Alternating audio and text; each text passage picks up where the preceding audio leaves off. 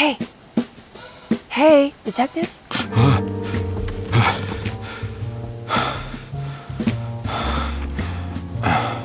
What are you doing?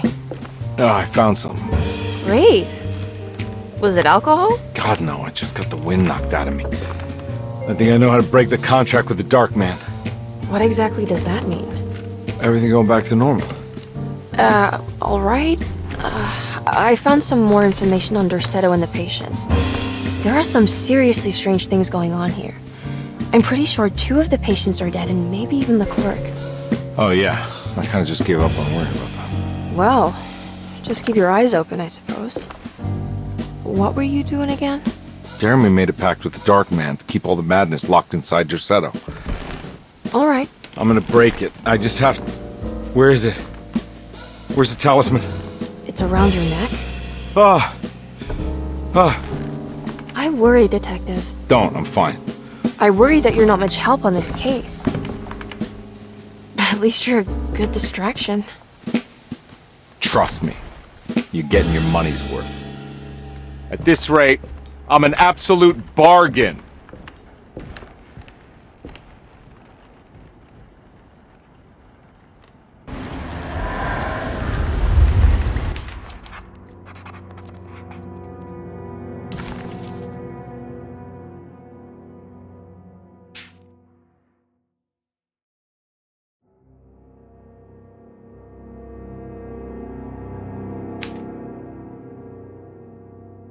Medicine has failed me. Nothing can be done to dispel the Hartwood curse. Only the sacrificial dagger may release the despair from Jacob's eye. Yet, doing so would be the doom of Derceto. Let this curse of mine be a weapon for once. I accept your demands. Oh, crawling chaos. Build your prison around this godforsaken hospital. When evil has been starved, I will stay buried forever.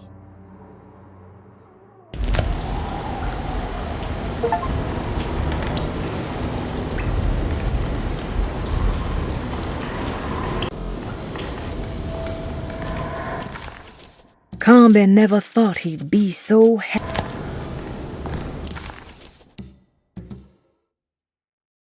Carnby never thought he'd be so happy to be back at Derceto. It felt like he had crawled through a long, dark tunnel of misery and regret. Now that he was back, Carnby could look into the steps mentioned in the contract. But there was one thing that gnawed on him. What exactly did this have to do with Dr. Gray?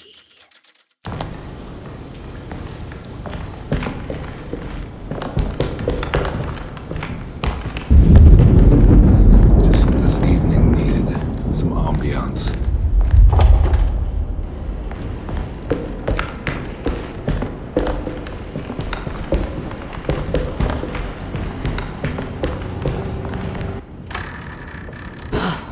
Got to be around here somewhere. He wouldn't leave this house. I don't know what to think anymore. You run into that detective fella? Who is he? Can he be trusted?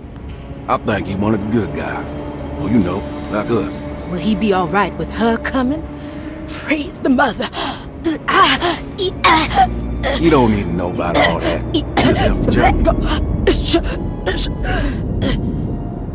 Just calm down. It ain't time yet. God, it hurts. As far as I can tell, Detective Carnby seems to be solving problems, not causing them. Just be ready in case he starts anything.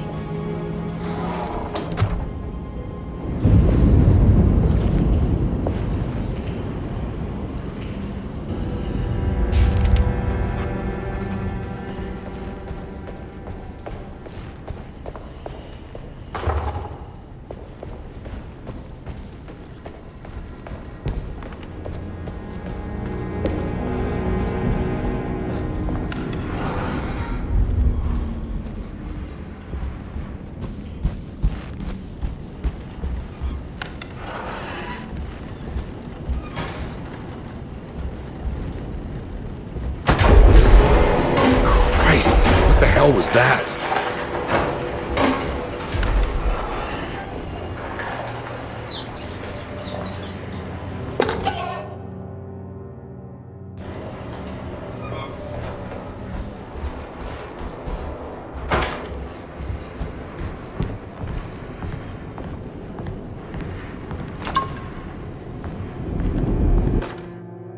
We must have faith that Jeremy's pact with the Dark Man is a bluff. If we are lucky, our visitors will find him and prove it's all nonsense before night falls. What is true is our attempt to call on her. Too many things have happened for this evening to be in vain. Think of Jack and Cassandra, even Perosi, whose circumstances I can't understand. Grace is our goat without horns. She knows it and will play the role. You must talk to your brother, Baptiste. I worry that he will fail us. Mrs. Thompson.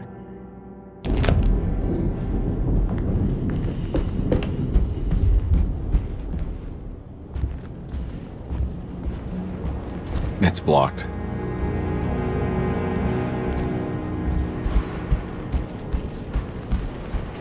It's blocked.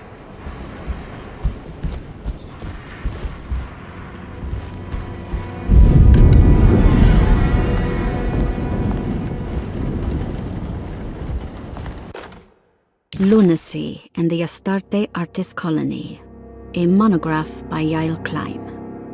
In early 1909, the old Derceto plantation outside of New Orleans was turned into an artist's colony. 3 famous European artists rented the house and the surrounding land from the owner, the Ledoux family. The colony was chiefly run by Sebastian Cortez, who was playfully dubbed the captain by his collaborators, William Arges and Heinrich Kassel. The colony existed for 6 years, until one day all 12 members disappeared without a trace. It is widely believed that their disappearance is connected to the disastrous hurricane that passed through on September 29, 1915, but nothing truly supports this claim. What is known is their frequent participation in New Orleans nightlife, their love for hosting parties, and their elaborate contributions to the Mardi Gras parades as the Pirates of Pontchartrain. Accounts of their lifestyle can be found in almost every gossip column. It can effectively be summed up as carefree and bohemian. In late June 1909, the name Astarte first appeared in the newspapers. Cortez said the name came to him as he was painting. There is never any claim to knowing about the ancient Phoenician fertility goddess with the same name before this time. His fellow colonist Heinrich Kassel did know, because he later produced sculptures that show clear references to ancient idols of the goddess. It's impossible to know for sure how this name suddenly made an appearance, but it is interesting because of Derceto's history.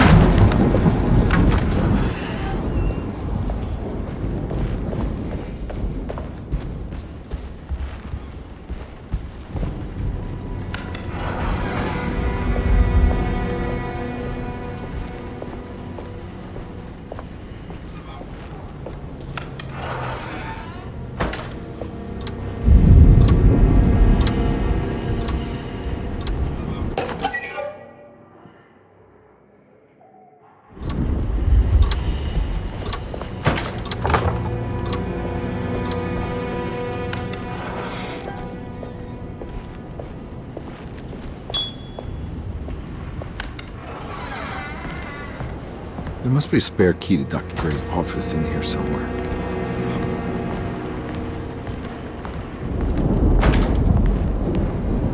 I don't have the combination for this, but maybe Jeremy did.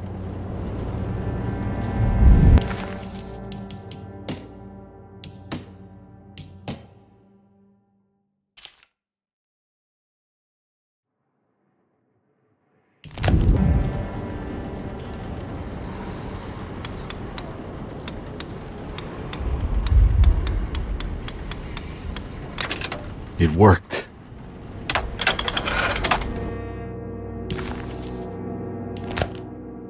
The last guest in the empty room suffered from severe maladaptation. I must write this down, because if I understand the condition sufficiently, it could make me deny this fact at a later date, and there is reason for me to think I may come to suffer the consequences from this dysfunction, as some who came in contact with the guest seemed to adopt a new worldview in which everything was predetermined but broken. Upon accepting this worldview, some memories became unmanageable and later rejected. I do not know what this means. I cannot even remember the fate of the guest. I think they were simply misplaced one day and forgotten. Just like all documents pertaining to this guest, they have all been destroyed, or they never existed in the first place. Who wrote this? There has never been a guest in the empty room.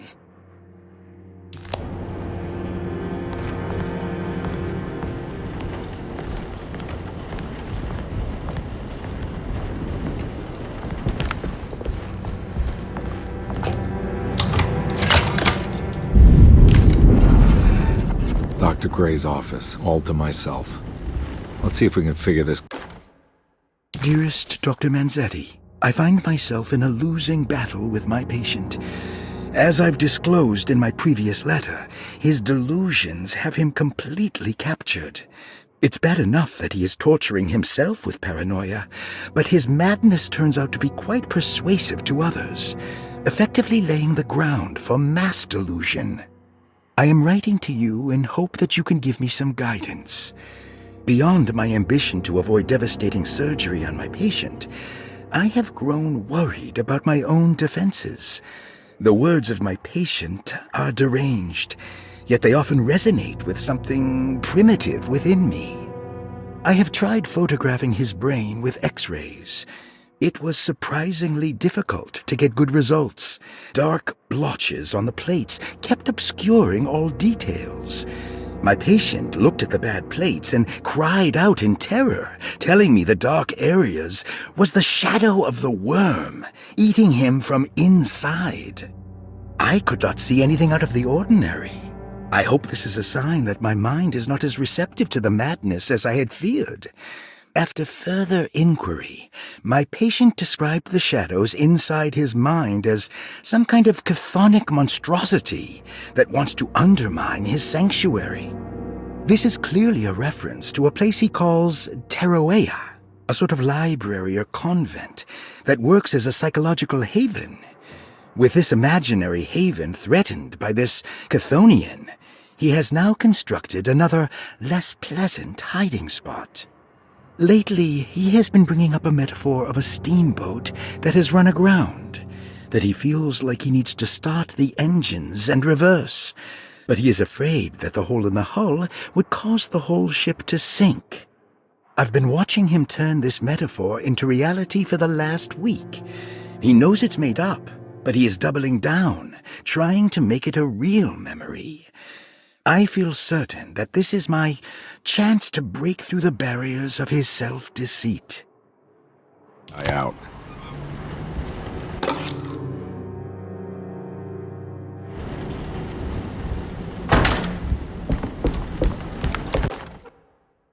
I have finished tidying up Miss Beauregard's belongings. I will leave it to you to contact her agent and have them collect her things. I found one of Grace's drawings she might want back, along with this key in her room, which I believe you've been looking for, Mrs. Thompson.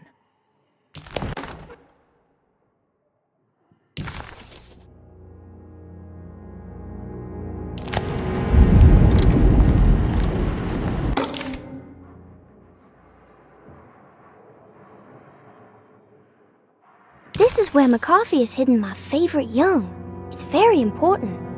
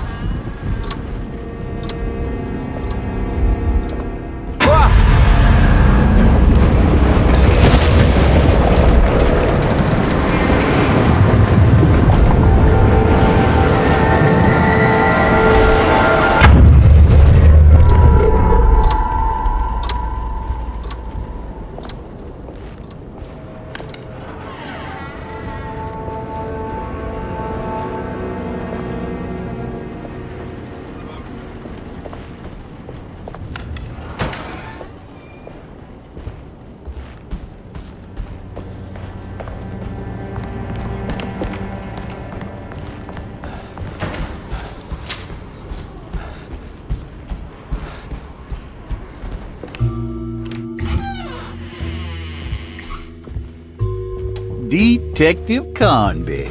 Good to see you again. Solved your case yet? I'm trying. Hey, Grace, you okay? Oh, she is just peachy, Detective. Are you looking forward to the Feast of St. John, Grace? I can't wait! Kids, ain't they great? What exactly are you planning for tonight? Oh, not much. We eat, we drink, we pay tribute to the wishing tree in the conservatory. The usual. Then why all the excitement? There is just something about tonight. Something's different. I think we all feel it. Besides, we got ourselves some new words for the prayer thanks to your buddy Jeremy. She'll come and turn the world inside out, and things will begin again. That sounds strangely threatening. You should come. Oh, God damn it, Grace. Stay put for once.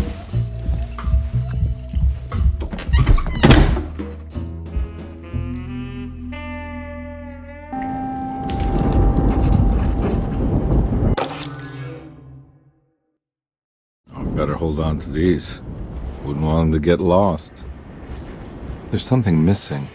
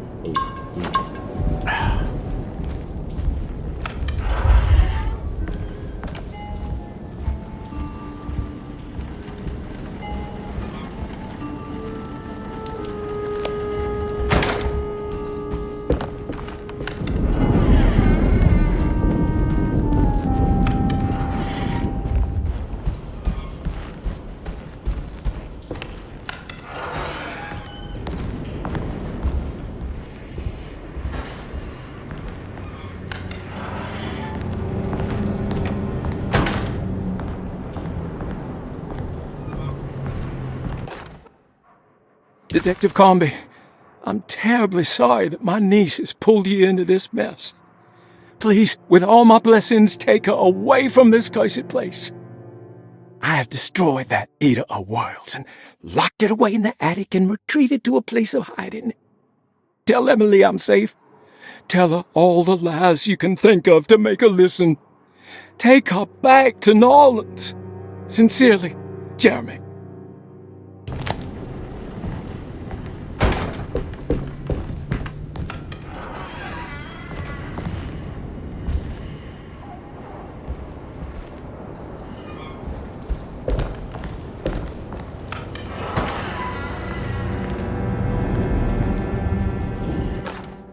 Brother, I need you to trust me. This is the most important moment in our family's history. I know you have doubts and that the terrible Mama Loa told you lies. I would never betray you. I promise. Lottie.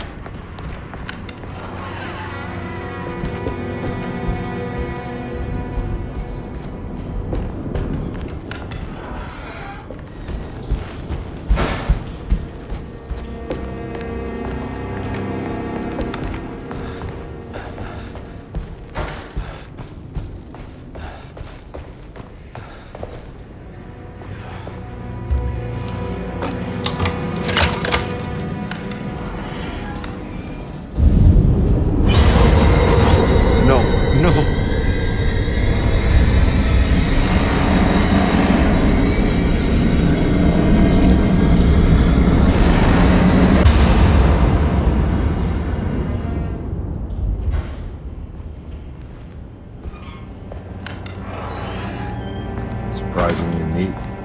Maybe I've been selling that old barfly short.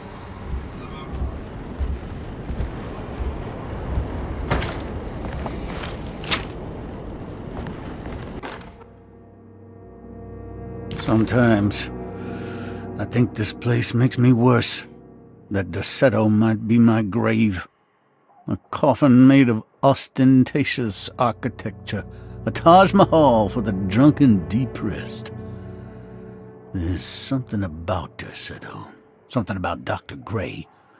Like we all pretend that we're here to get better, when in fact we are here to be forgotten.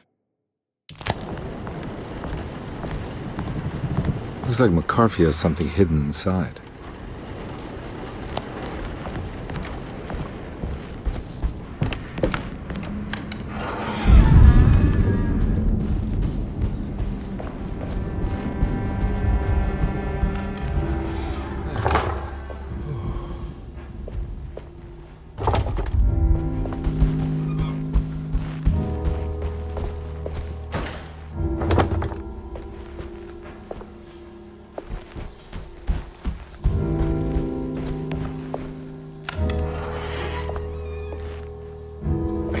Take this much more.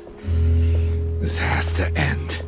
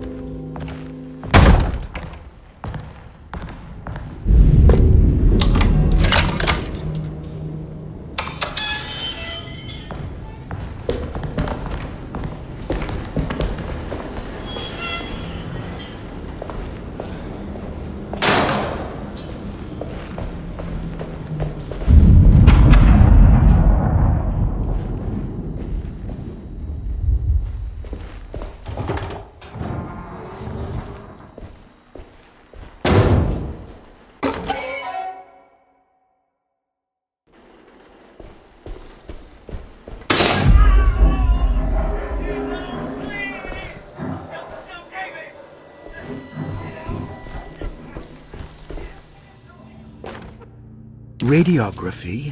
Patient Jeremy Hartwood.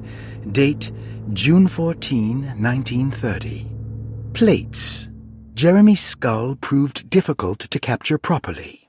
Partial radiographs worked best. A complete picture of the brain can be assembled by piecing 3 plates together. Observations. Even when looking at an assembled version, a shadow covers significant parts of Jeremy's brain. Possible tumor, but more likely that the equipment is failing. Jeremy reacted strongly to the pictures and claimed to see a giant clay worm eating and displacing his memories. Notes. While this exercise has left me nowhere closer to an answer, I feel confident that a Burkhart lobotomy should sever all necessary parts. Hypothetical psychosurgery based on the ideas by Burkhart and the St. Petersburg research could end up saving Jeremy's mind. Severing the connections around the frontal lobe would certainly solve most mental afflictions. The procedure would be brutal in performance, as well as in efficiency. An ice pick pushed through the edge of the eye and into the skull would untether the nerves like Alexander cutting the Gordian knot. As this would likely leave Jeremy in a very different condition, all other paths should first be explored. The medical instrument I would need for this lobotomy is missing, and I should have Waits order a new one.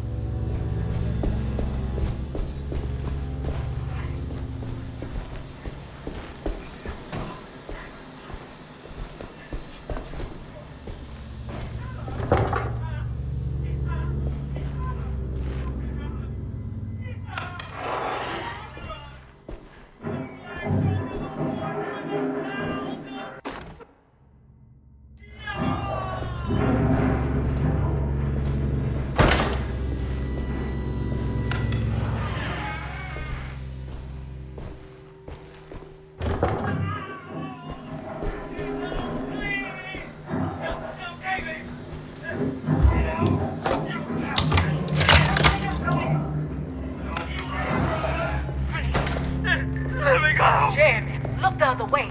Look at...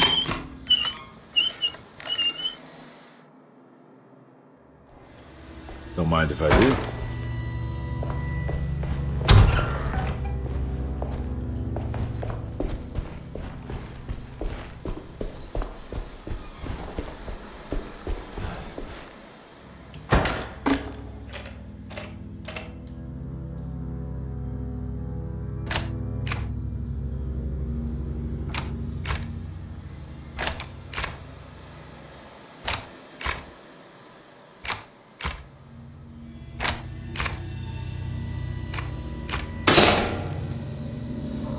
That's better.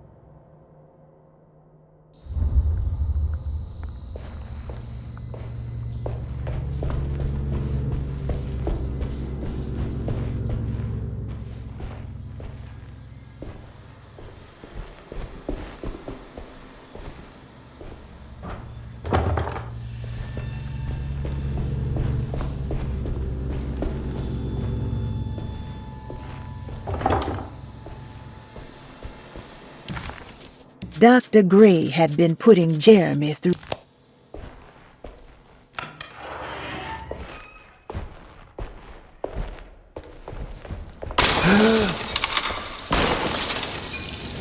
Why does this keep happening? What am I supposed to do?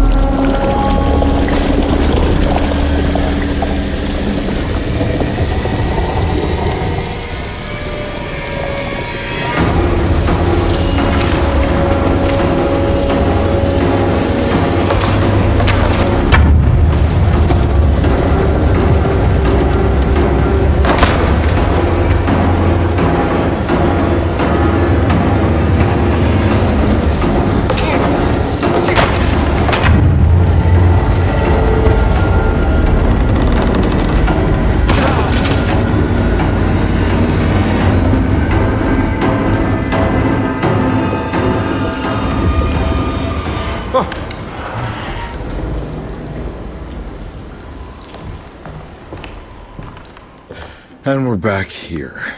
Well, perfect time to have a look around this place.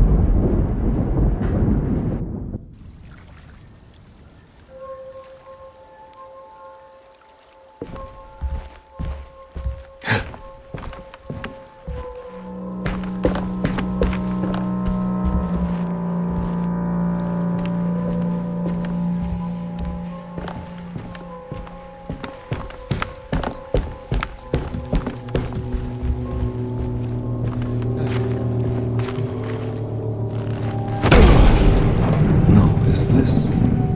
This is where Jeremy's hiding, right? Hello? Is anyone there? Jeremy? I need help! Wait! Can you hear me? I'm stuck in the mud and the fire's taking Jeremy. me. Where are you? The motor is dead. I can't do anything more. Hang on, Jeremy. I'll figure something out. I'll get the boat running.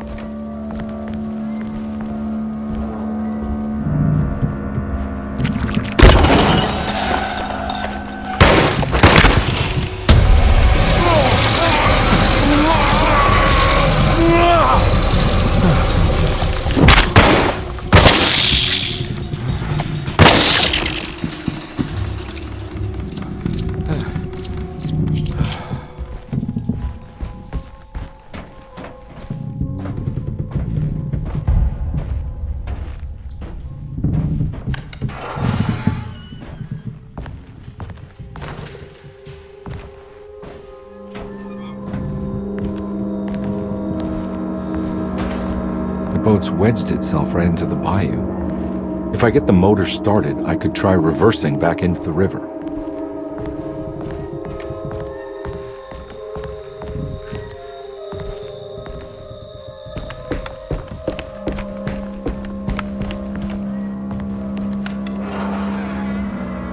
Jeremy, where are you?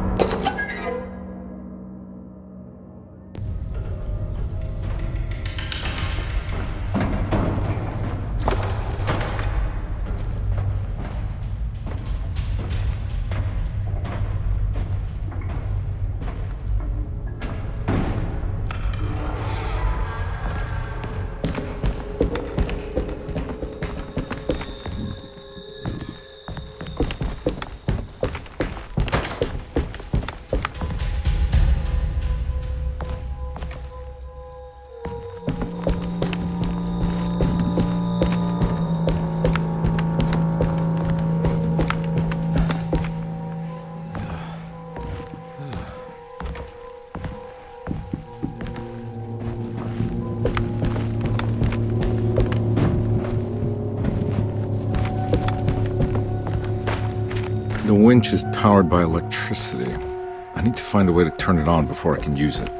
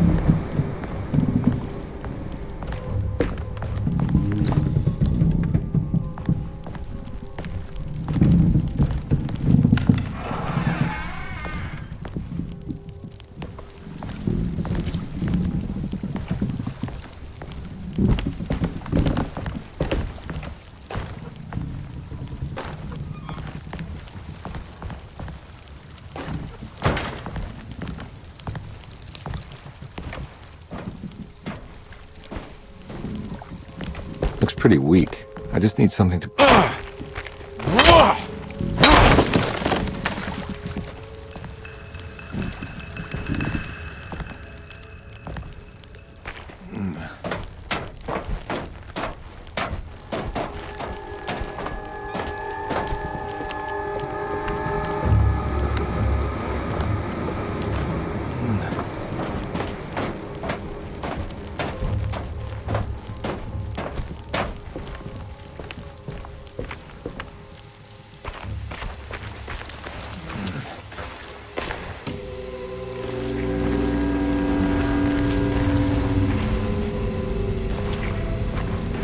This definitely needs fuel.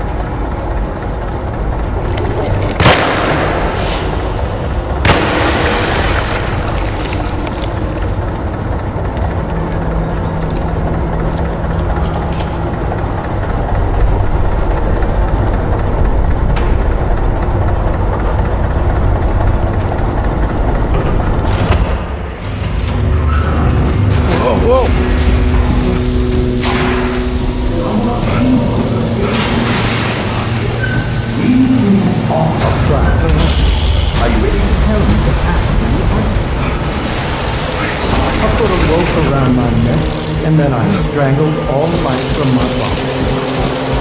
Are you under the impression that you died? No. I was supposed to die. What does that mean? That you were supposed to die. I'm the catalyst. I had to die to make the story happen. What are you referring to, 30 years ago, Frederic needed me to die. You're not making any sense, Jeremy. Find your focus.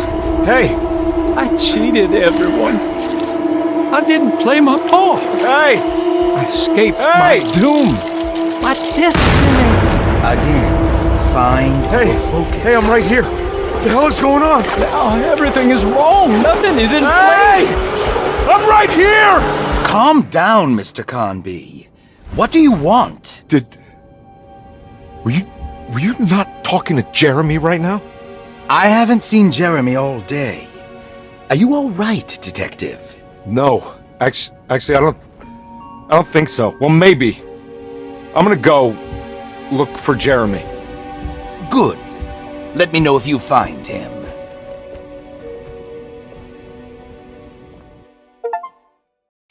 That was Jeremy's self-deceit? A steamboat stuck in the mud? I'm not gonna pretend I understand any of that. What a bunch of psychoanalytic nonsense.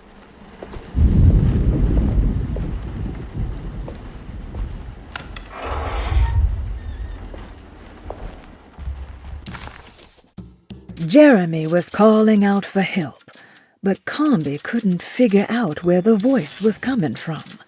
For a moment, Carnby wondered if the boat itself was Jeremy, or if he was below it somehow. It didn't matter right now. Jeremy was clear on one thing. He wanted Carnby to get the steamboat running and out of the mud.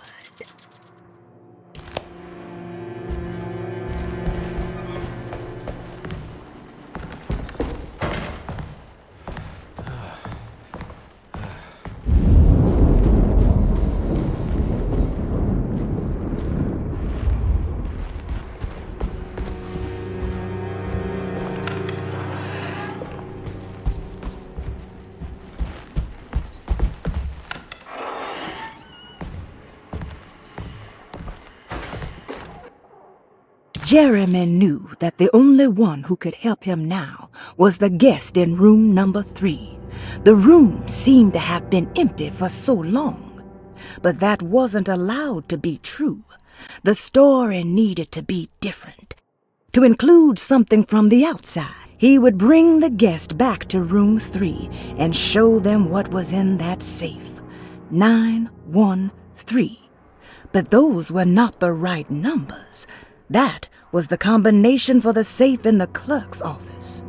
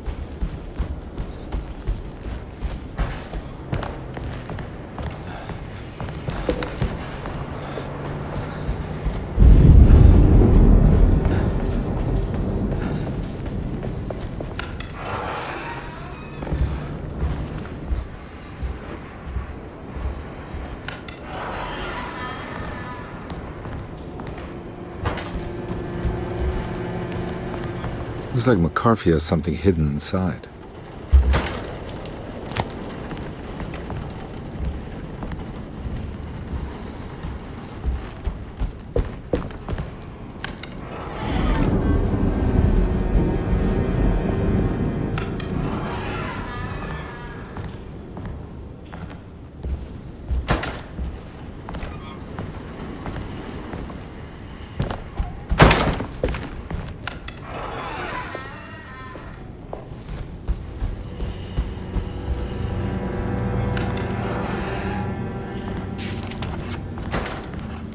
This is my room. I belong here.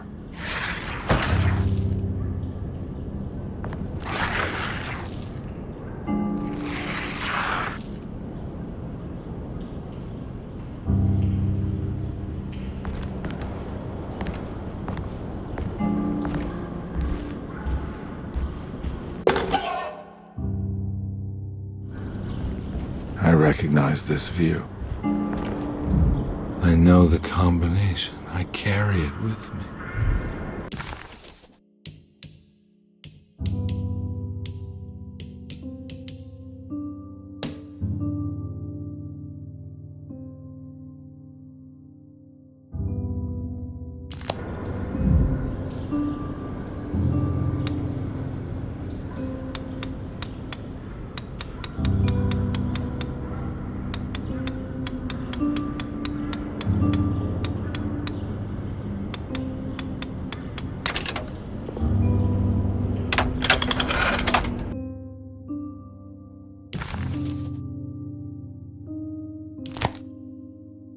Detective, I have made many discoveries in my case. The child we want is safe, thanks to good people like me and you. We're so similar, but you don't see all the things I do. To find your man, Jeremy, you also need to look for the girl. It has always been that way. The young deliver us all. You should have a look in my room. There's a piece of the puzzle you will need. Take care now. My coffee. How long have I been here?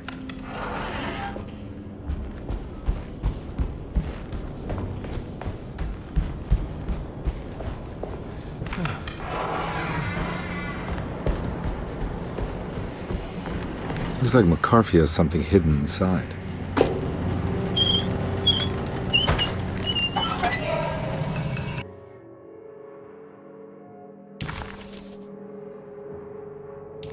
Why would McCarthy lock this up? Was he trying to keep Grace from completing the shape? If so, couldn't she have just made another drawing? What the hell happened in here?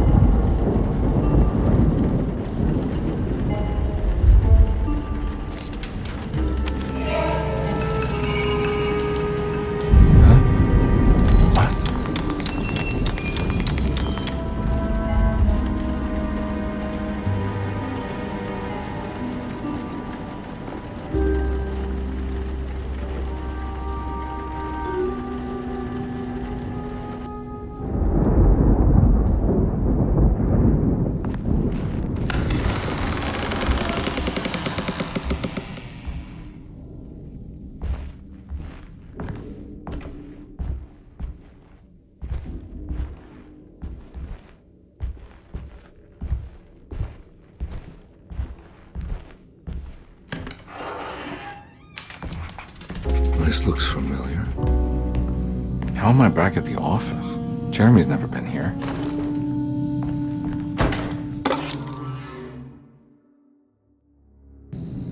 That's me, isn't it? How long had it been since I drowned myself in drink and depression? It had all felt so peaceful, slipping away into oblivion.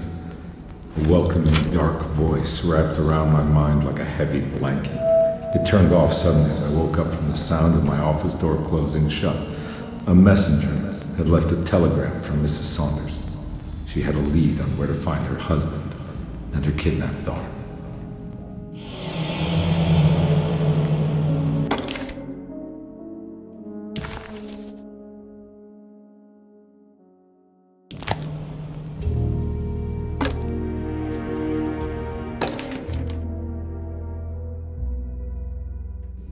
God, I used to drink so much back then.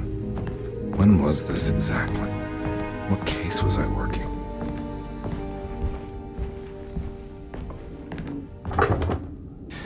I think I need to figure out where I'm going first.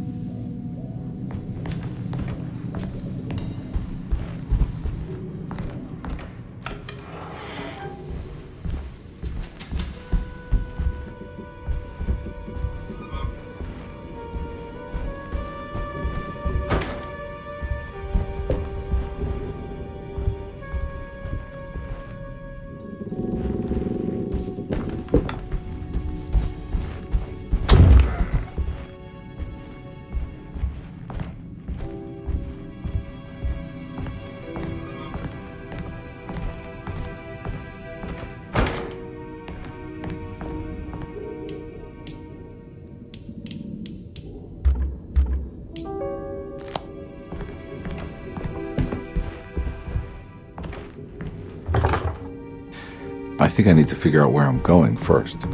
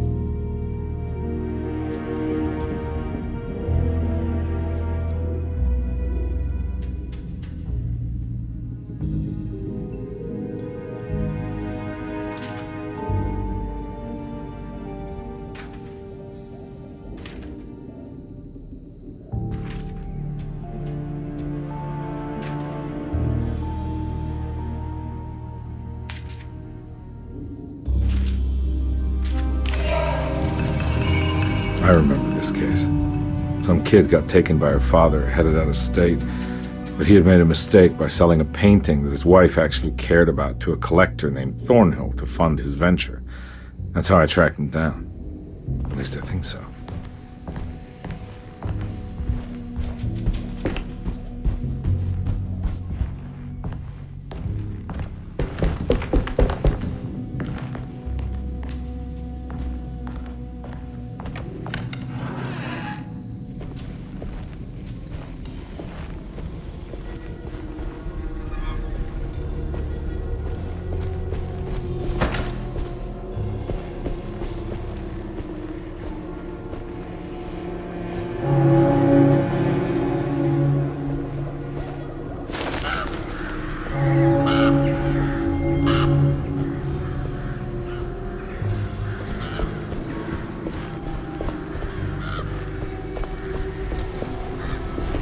Thornhill wasn't a bad man, but he had principles keeping him from handing out information about his deals.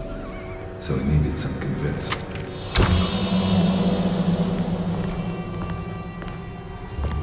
Well, every case can't be squeaky clean.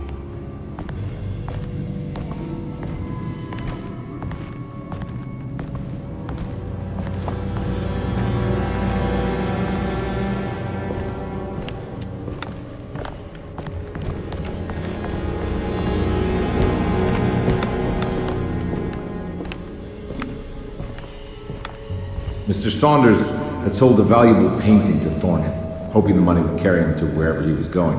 The painting, now leaning on the easel in Thornhill's bedroom, had a certain mesmerizing gloom that seemed to call out to me, telling me I was needed for something important.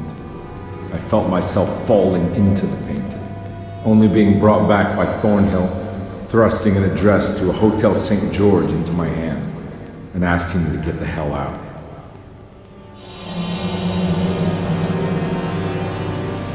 I don't remember this at all, but I can't say it didn't happen.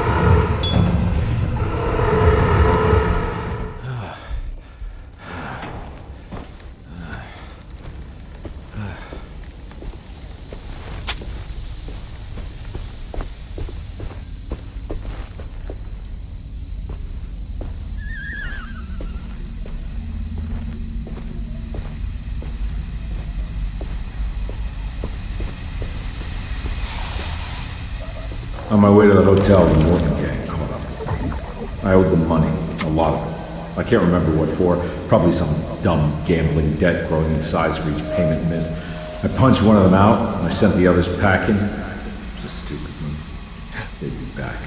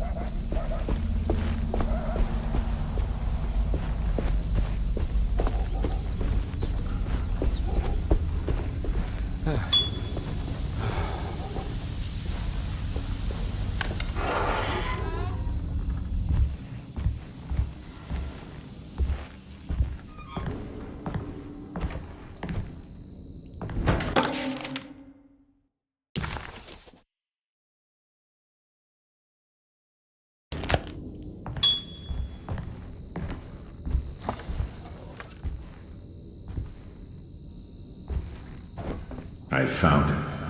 In the hotel ledger, I recognized the handwriting of the signature, Ted Stryker. It was him. I could feel it. It was the kidnapper I was hunting. I put on my knuckles and hurried up to his room.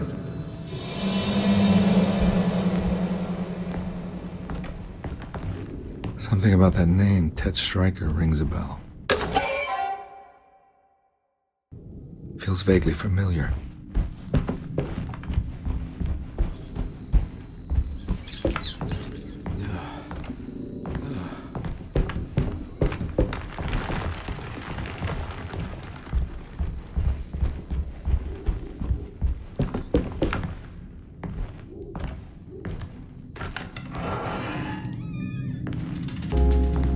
I recognize this room. But I didn't catch up with them here. I must have followed them. But where?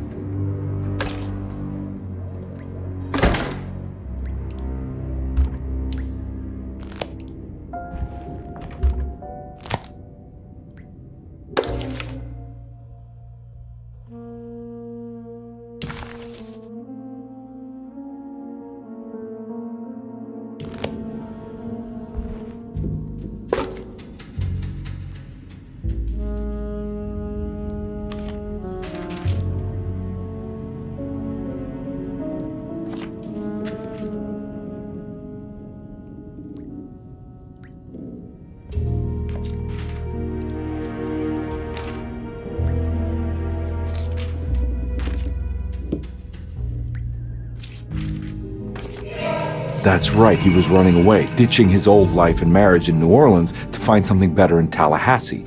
And he took his daughter with him against the will of the mother. That's why she hired me. But I stopped him. I caught up with him at the Pearl River Bridge.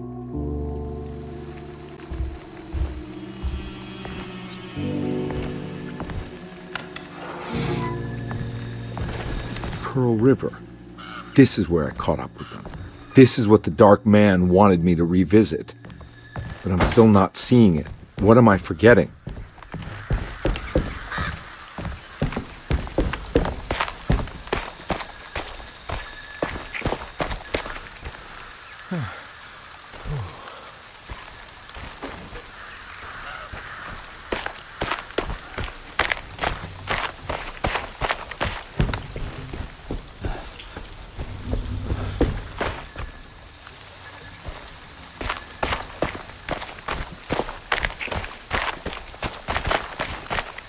Oh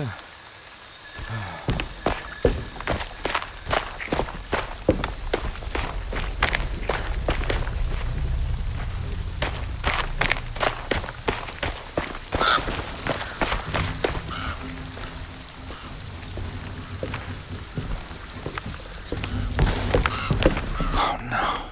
It was her all along.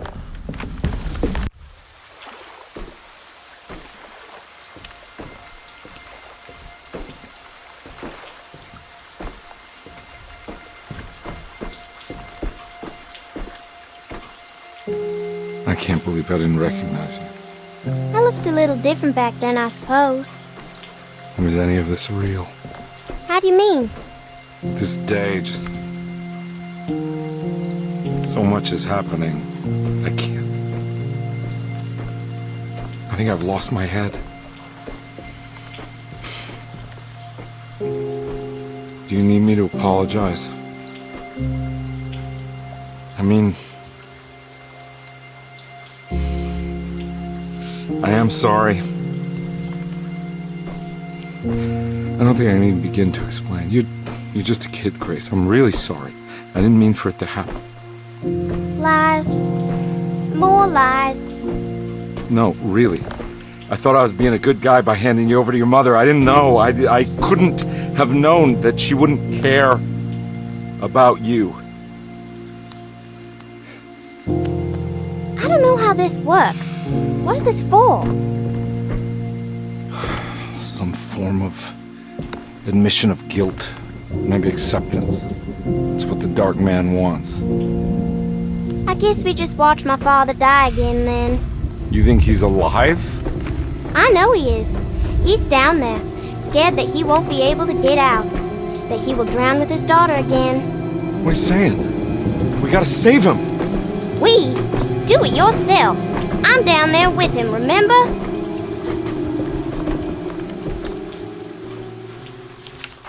Can I really save them? This all happened so long ago. I have to find a way to get down there.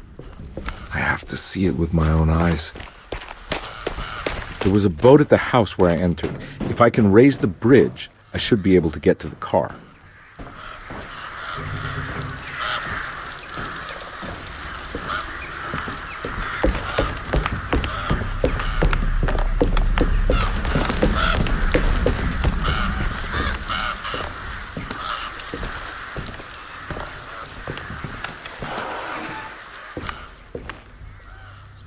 This must be where the bridge is operated. Nothing's happening. It's like something's holding it back.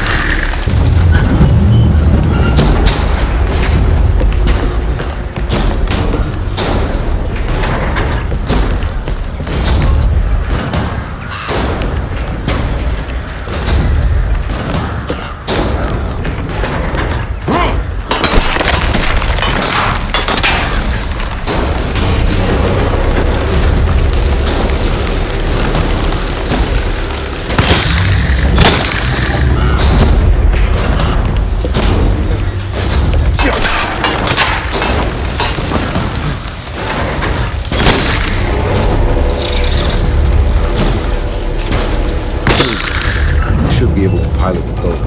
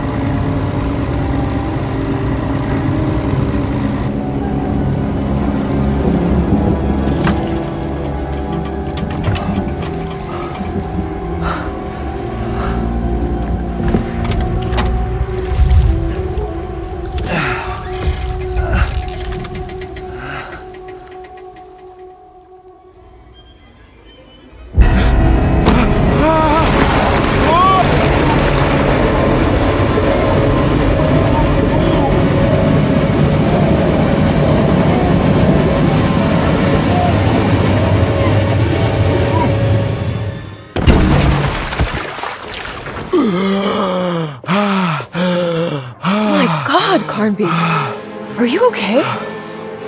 Don't leave me alone. What the hell have you been doing? What's going on here? Look at this mess! I'm sorry, Mrs. Thompson. Don't make me kick you out of this house. Now get out!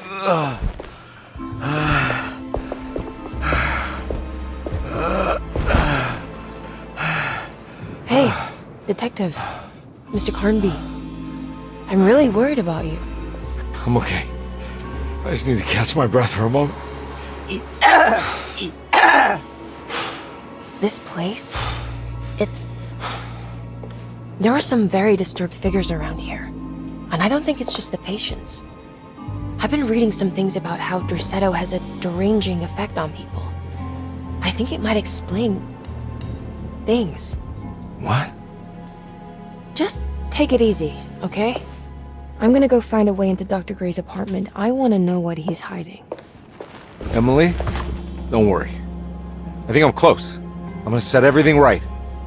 Just be careful.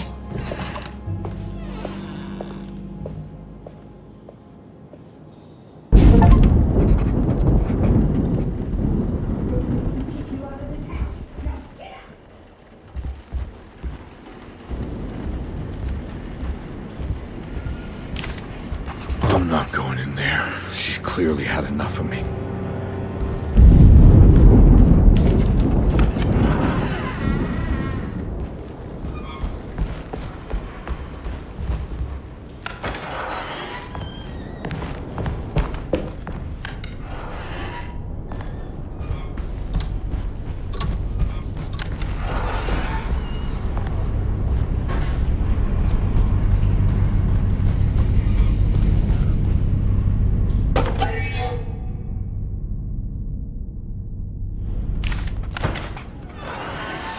Detective, am I glad to see you. Lock the door, will you?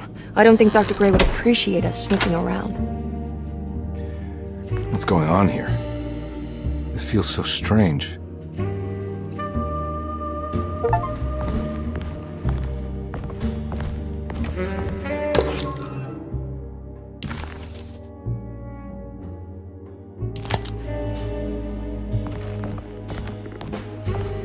Have you found anything? What? Yeah, I've seen some things.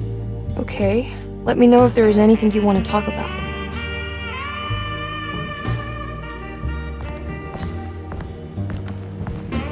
There's a book missing.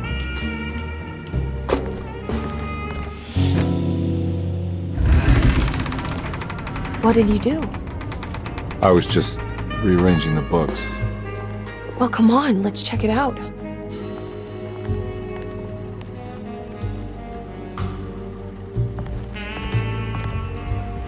I think I'm beginning to understand. Dr. Gray is dealing with some kind of mass delusion.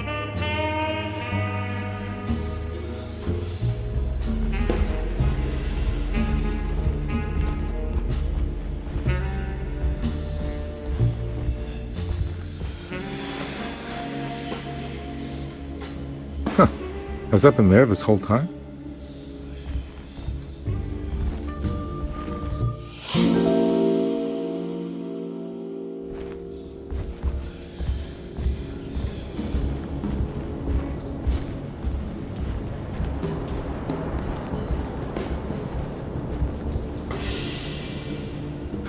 What were you saying about mass delusion? Derceto seems to have a deranging effect on people living close by. It has a history of creating cults devoted to some nature goddess. Even the name Derceto refers to the cult existing here before the Civil War. Derceto was the name of an ancient fertility goddess worshipped in Syria. Dr. Gray and his friends, however, seem to prefer the black goat of the woods with 1,000 young, or Shub-Nigroth. And that name can only have come from my uncle's twisted mind.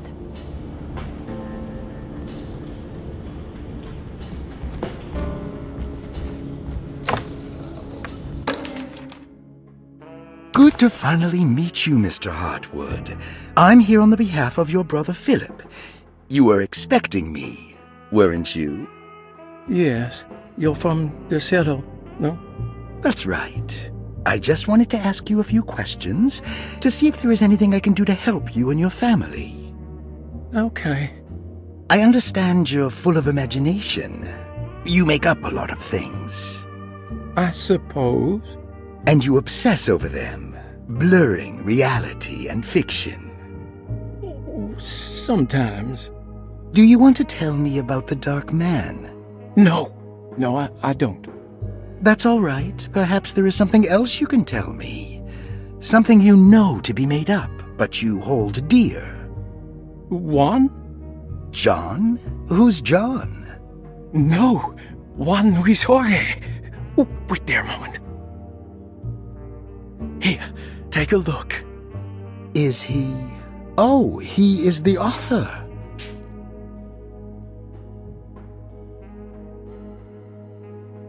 It's a magnificent book.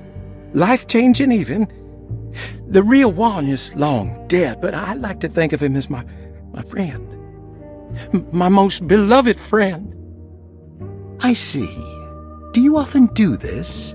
Fantasize about people you read about? No.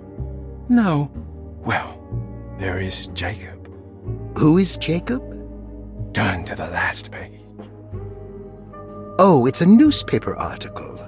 The Prisoner of Ice, Jacob van Ostad. Is he also your beloved friend? Oh, no, Doctor. Not at all. He is the fire that fights fire. Yes, I think it's clear your overstimulated imagination, this mania, needs to be tempered for you to live a normal life. I know your family calls it the Hartwood curse, but I want you to know that there is nothing supernatural about your condition. It's all inside your head. And with that, I'm very qualified to deal with. In time, you will be cured. In time. Yes, in time we will exorcise all your demons, all the dark men. Yeah! Please, Mr. Hartwood, calm yourself. What happened? Oh, don't you worry your little head about it, Miss Hartwood. Your uncle and I just had our first breakthrough. That mark on the floor looks like talisman positions, but from which direction should I look at it? The Snake Dagger, a monograph by Yael Klein. In Ludwig Prin's book on pagan rituals called The Mystery of the Grave, as translated by Nicholas Vachy, there are several references to a sacrificial dagger called the Snake Dagger. It has long been thought of as a poor translation of the original text, that it would be more appropriate with worm dagger from the Latin vermis cultrum.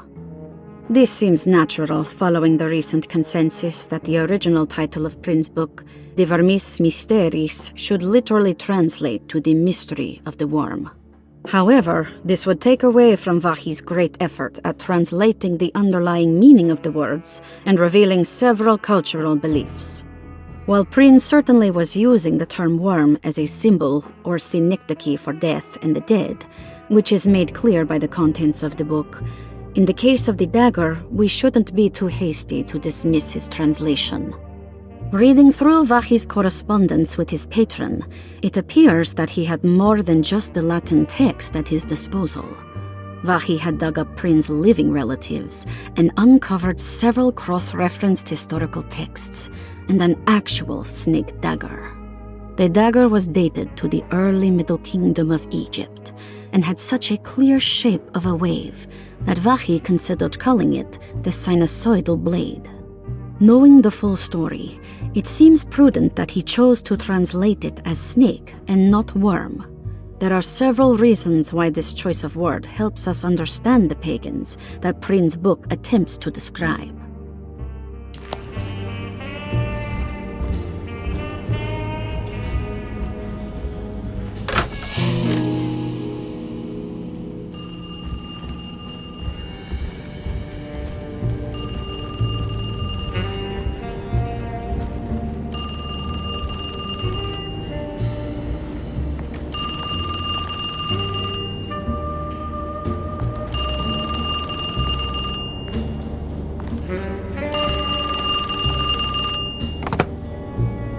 Hello? Detective Carnby. Who is this?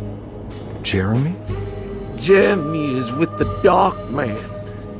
You can't save him.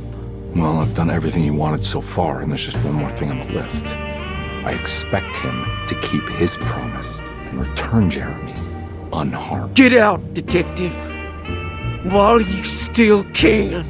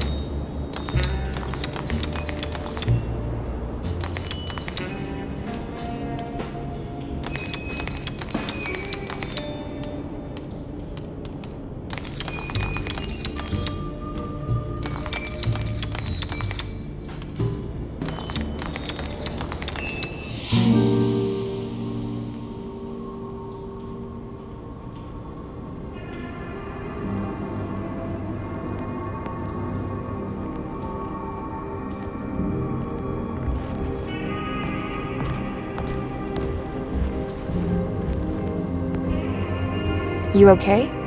You look a little frazzled. Just stupid telephone. I know. I tried calling the police earlier. The telephone is completely dead. It's not... Yeah, no, the telephone isn't working.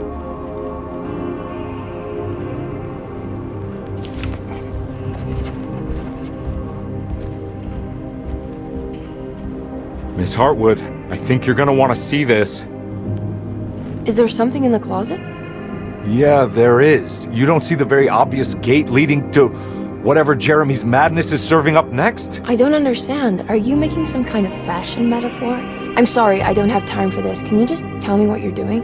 You don't see this! It's fine. It's fine. Catch you later.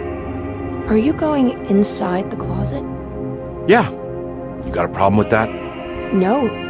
Do what you think is right, Detective. Sorry, I didn't mean to. Goodbye, Miss Hartwood.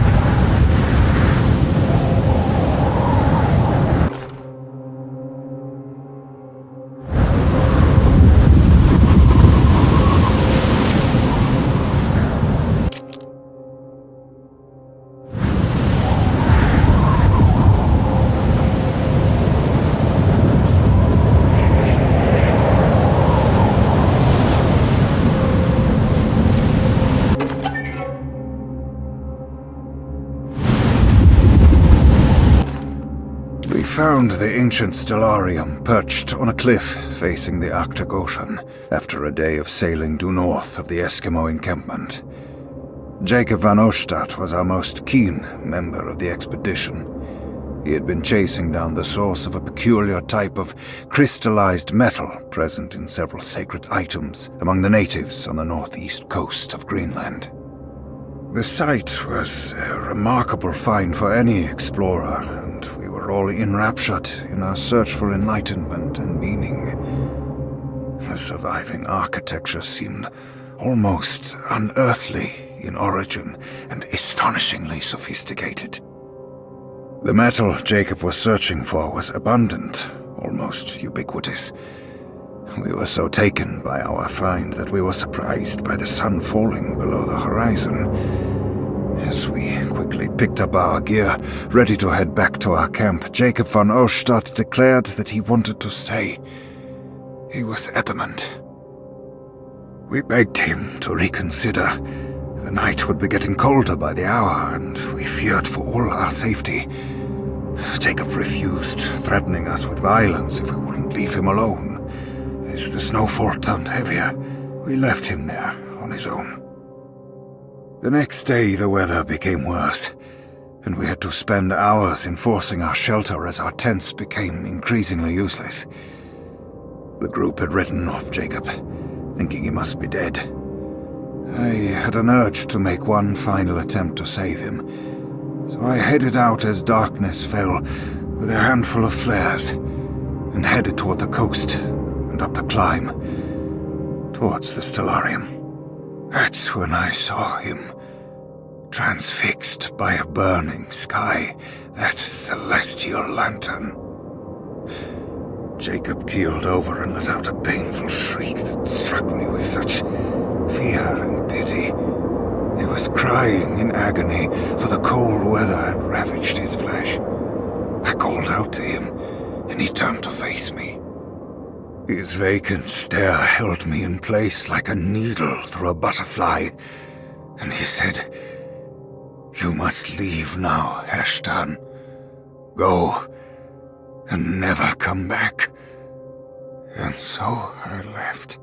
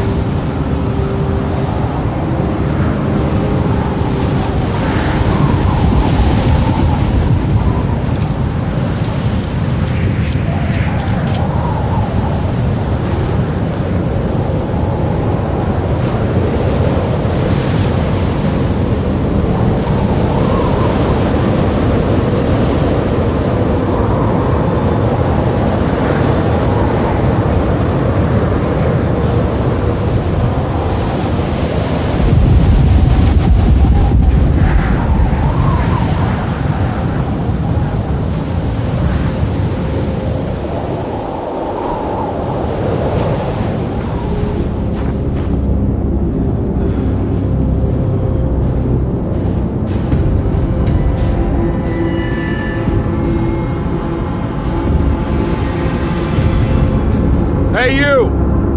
What are you doing here? What is this place? Turn back, Detective. You're not wanted here. Whoa, take it easy. I'm not your enemy. Oh, you're wrong, Detective. You're wrong.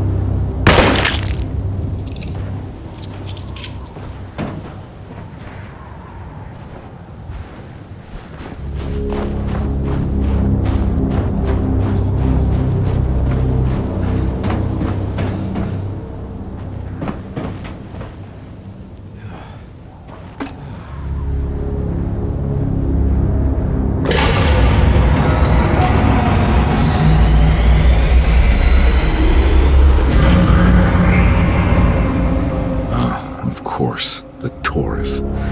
I figured you wouldn't want your stars aligned, Jeremy, or maybe that is what you need to temper that mania of yours.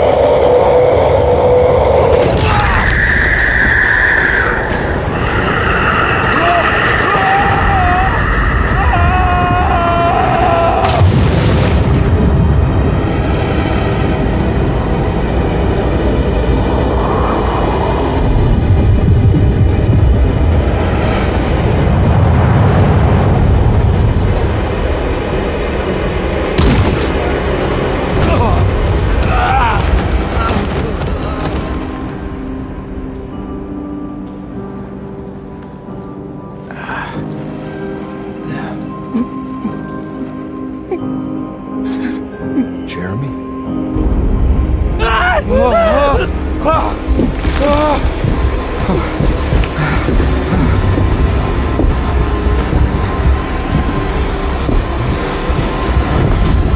did everything! Aren't you happy? Stupid charlatan! What more do you want from me? You want me to lose my mind? Oh, my